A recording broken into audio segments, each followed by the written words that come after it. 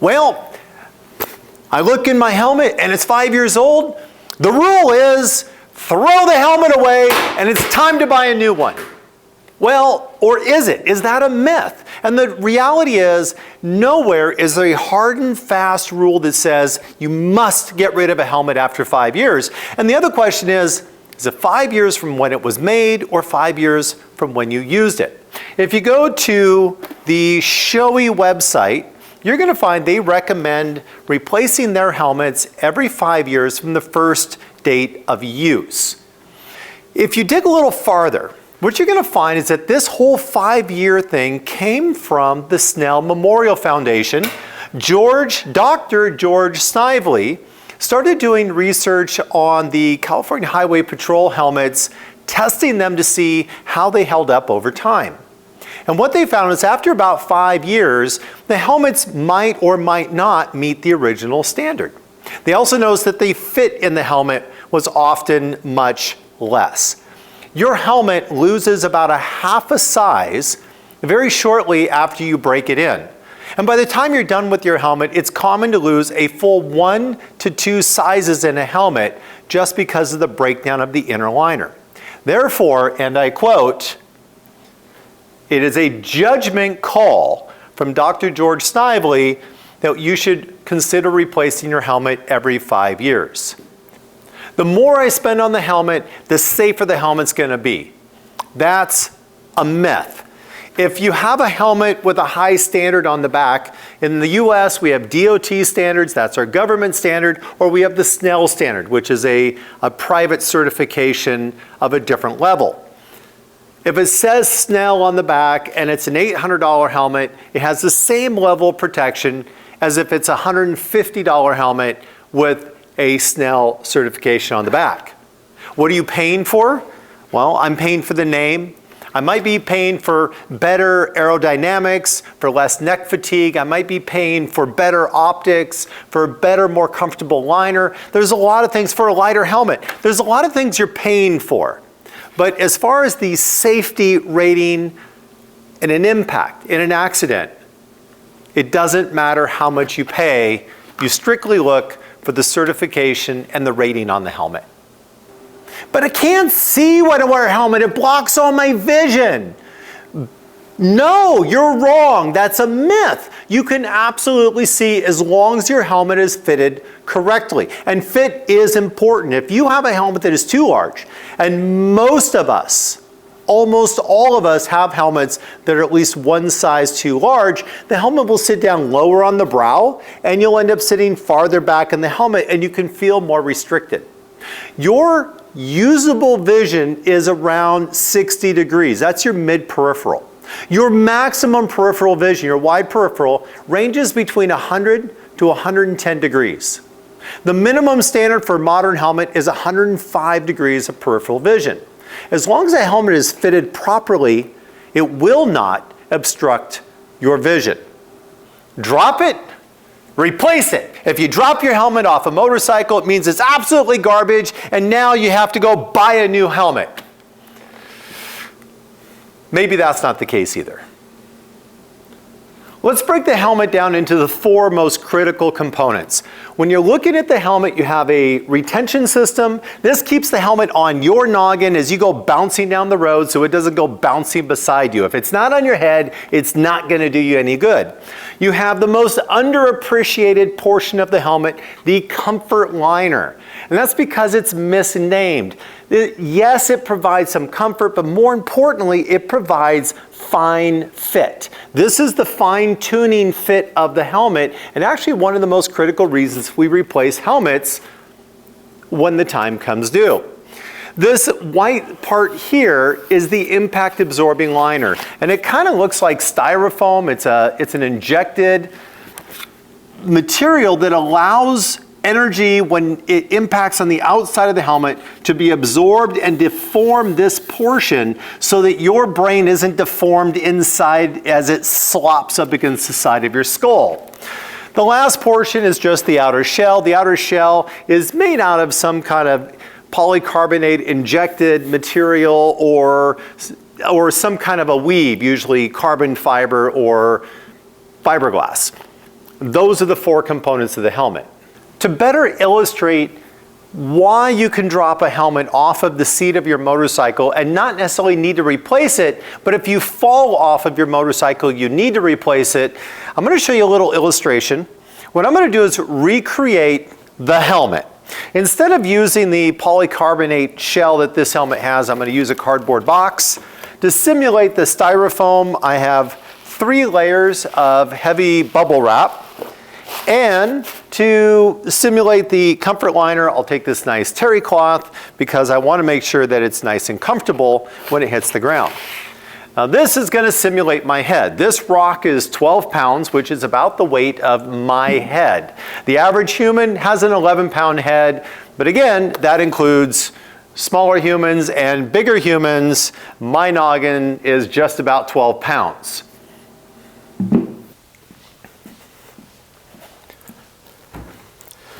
I'm going to take our new helmet here, go to 6 feet and just let it go. And as you can imagine, the box is fine, our liner looks like new, and all of our bubble wrap is still fully intact.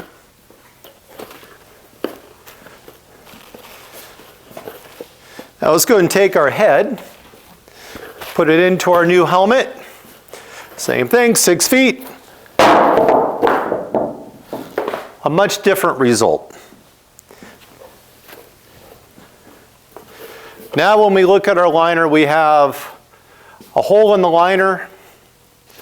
All of the bubble wrap is compressed all the way down to the bottom of the new box.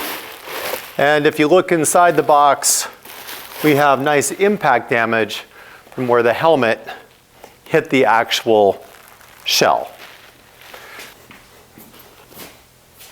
6 feet.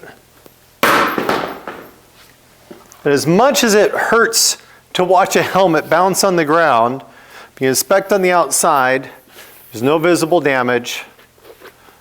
Obviously no damage to the liner there and no damage here.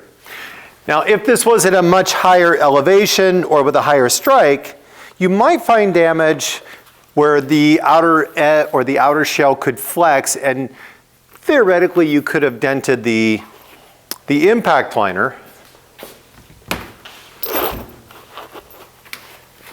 But at a 12-pound head,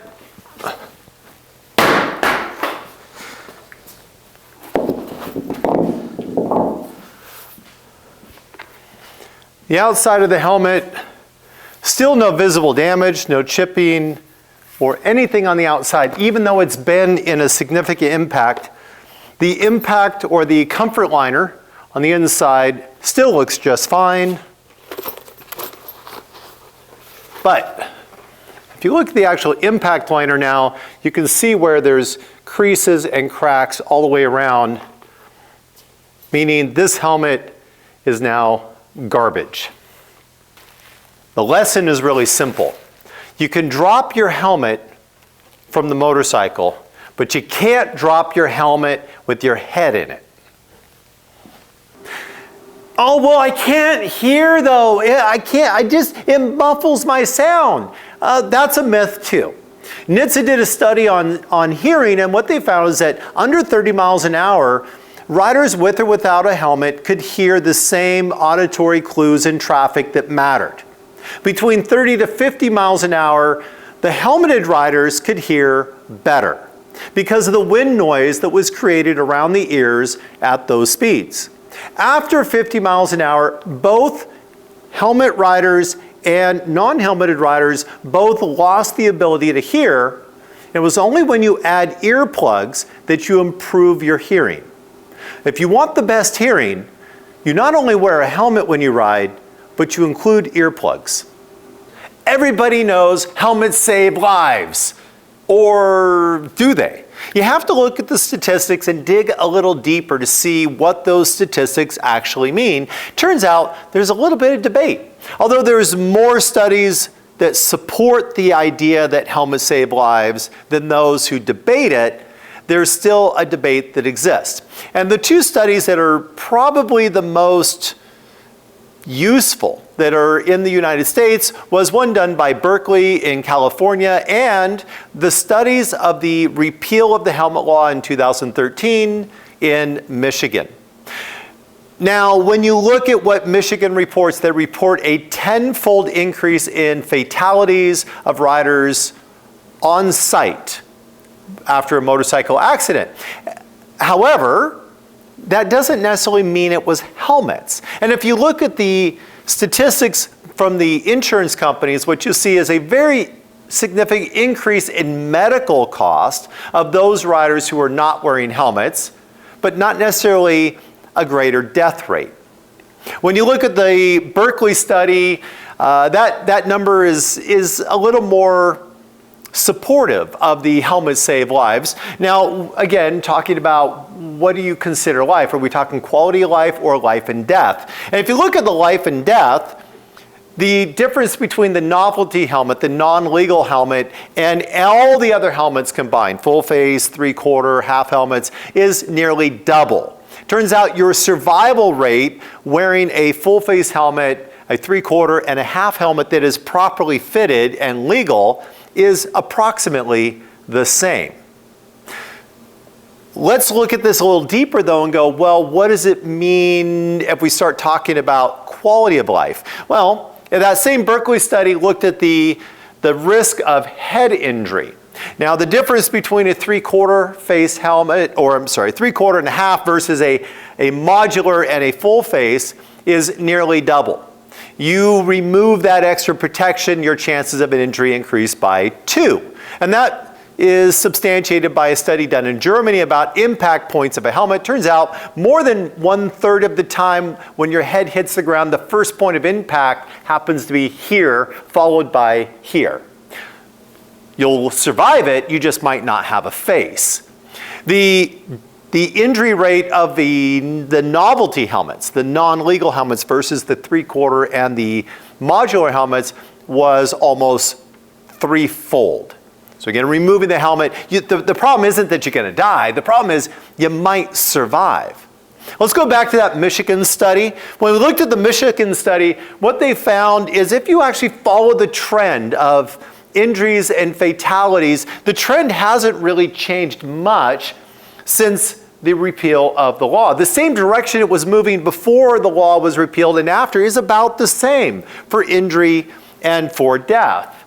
So, and that kind of supports the fact maybe helmets aren't going to save lives, maybe it doesn't make that big of a difference, but here's the statistics that matter to me. When they repealed the law, we saw a sudden shift in who was being injured and who was dying. We saw this massive increase of riders who are not wearing helmets, which makes sense because before 2013, they didn't have a choice. They had to wear a helmet. But they are now overrepresented in the number of injured and fatals, which means that those that are wearing helmets, the percentage of riders who are dying and who are being injured that are wearing helmets has decreased dramatically, which indicates possibly the same riders who were dying and being injured before the repeal of the law may be the same riders who are dying now after the repeal but not wearing a helmet. What that might show is that it's not the helmet that's making the biggest difference. It's the poor decisions of the riders who choose not to wear a helmet. Is it a myth that helmets save lives? Maybe. It might be debatable. But the quality of life is indisputable. Even NHTSA in '96 did a study and found that 69% greater chance of having a head injury if you're not wearing a helmet. Take it for what it's worth. I worked really hard in this video to keep straight to the point. There is so much information and so many details that I really wanted to dive into. And if you want a rant video, I'm happy to make another one and get into that. I just wanted to get this information out. And it doesn't take much research for you to find everything that I talked about and all of the supporting information, documents, and research. In the comments below, please leave your thoughts about this video, other myths that you've heard about helmets, or things that you may not know if it's a myth or if it's fact. Also, I'd like to thank all of you that support me on Patreon, and to remind all of you who are just joining me on this channel that this channel is supported 100% through viewers like you, through donations to keep making content. Thanks for your support. Thanks for watching. Make sure you hit subscribe, hit the bell so you don't miss any future videos. I'll see you guys next time.